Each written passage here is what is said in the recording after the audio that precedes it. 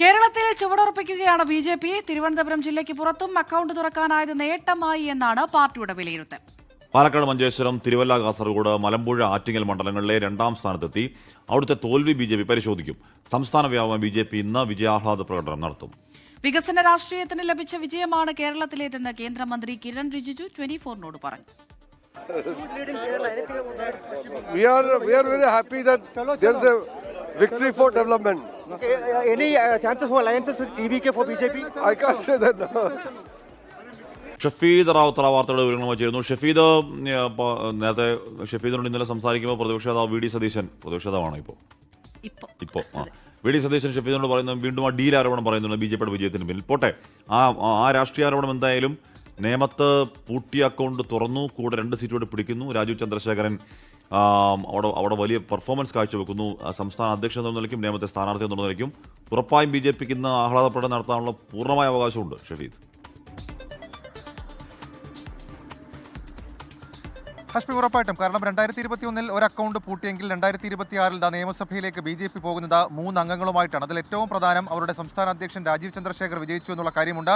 മാത്രവുമല്ല, കഴക്കൂട്ടത്തെ photo finishing ആയിരുന്നെങ്കിൽ കൂടി അവരുടെ ഒരു മുൻ കേന്ദ്രമന്ത്രി ജയിക്കുന്ന സാഹചര്യമുണ്ടായി. ചാത്തന്നൂരിൽ ഒരുപക്ഷെ ബി.ജെ.പി. ഏറ്റവും കൂടുതൽ ബി.ജെ.പിക്കുള്ളിൽ അണ്ടർ കോറായി അവർ ആഗ്രഹിച്ചിരുന്ന വിജയം ചാത്തന്നൂരിലെ വിജയമായിരുന്നു. അത് നമുക്കറിയാം, എത്രയോ വർഷങ്ങളായി ബി.ജെ.പി. ചാത്തന്നൂരിൽ അവരുടെ ജോലി ചെയ്ത് വരികയാണ്. സ്വാഭാവികമായി 3 സീറ്റ് എന്നുള്ളത് അവർക്ക് വലിയ ആഹ്ലാദത്തിനുള്ള വഴിയാണ്. അതിനൊക്കെ അപ്പുറത്തേക്ക് സംസ്ഥാനത്തേക്ക് അവർക്ക് ചൂടുറപ്പിക്കാനുള്ള ഒരു മാർഗവും കൂടിയായി ഇത് മാറുന്നുണ്ട് എന്നുള്ളത് ഏറ്റവും ശ്രദ്ധേയമായിട്ടുള്ള കാര്യം. അപ്പോഴും ബി.ജെ.പിക്കുള്ളിൽ ആശങ്കയുണർത്തുന്ന പലതരത്തിലുള്ള കാര്യങ്ങളുണ്ട്. അത് ടോട്ടൽ വോട്ട് നേടുന്ന കാര്യത്തിലാണ്. അതായത് സംസ്ഥാനത്ത് വോട്ട് വർദ്ധിപ്പിക്കുന്ന കാര്യത്തിൽ ബി.ജെ.പിക്ക് ഒരു തിരിച്ചടി ഉണ്ടായിട്ടുണ്ടെന്ന് ബി.ജെ.പിയിലെ തന്നെ മുതിർന്ന നേതാക്കൾ അഭിപ്രായപ്പെടുന്നുണ്ട്. മാത്രമല്ല, അവരുടെ ക്ലാസ് മണ്ഡലങ്ങളിൽ അവർക്ക് കാര്യമായി അവർ പ്രതീക്ഷ അർപ്പിച്ച പല മണ്ഡലങ്ങളിലും അവർക്ക് ഏതെങ്കിലും തരത്തിൽ കാര്യമായ ഒരു പെർഫോമൻസ് നടത്താൻ കഴിഞ്ഞിട്ടില്ല. പ്രത്യേകിച്ച് മഞ്ചേശ്വരം, തൃശ്ശൂർ, പാലക്കാട് അടക്കം അവർക്കുണ്ടായിട്ടുള്ള തിരിച്ചടിയെക്കുറിച്ചുള്ള ആഴത്തിലുള്ള പരിശോധന അത് ബി.ജെ.പിയുടെ സംസ്ഥാന നേതാക്കളുടെ ഭാഗത്തു നിന്നുണ്ടാകും, അല്ലെങ്കിൽ സംസ്ഥാന നേതൃത്വത്തിന്റെ ഭാഗത്തു നിന്നുണ്ടാകും. ഇനി രണ്ടാമത്തെ കാര്യമാണ് അവരുടെ ഘടകകക്ഷികളുടെ കാര്യം. നമുക്കറിയാം, 2020 അടക്കം നൽകിയ സീറ്റുകളുടെ കാര്യത്തിൽ നേരത്തെ തന്നെ പാർട്ടിക്കുള്ളിൽ വലിയ തരത്തിലുള്ള ചർച്ചകൾ ഉയർന്നതാണ്. അപ്പോൾ 2020 പെർഫോമൻസ്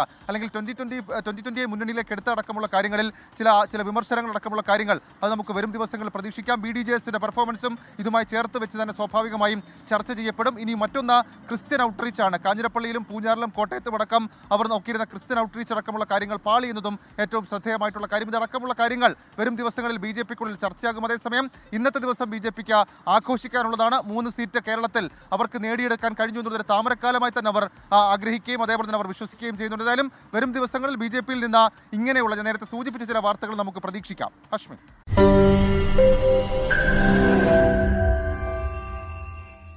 ലോകത്തെവിടെയായാലും ഏത് സമയത്തും 24 വാർത്തകളും ഓഗ്മെന്റഡ് റിയാലിറ്റി പാക്കേജുകളും എക്സ്പ്ലെയിനറുകളും വിശദമായി കാണാൻ ഞങ്ങളുടെ യൂട്യൂബ് ചാനൽ നിങ്ങൾക്ക് സബ്സ്ക്രൈബ് ചെയ്യാം.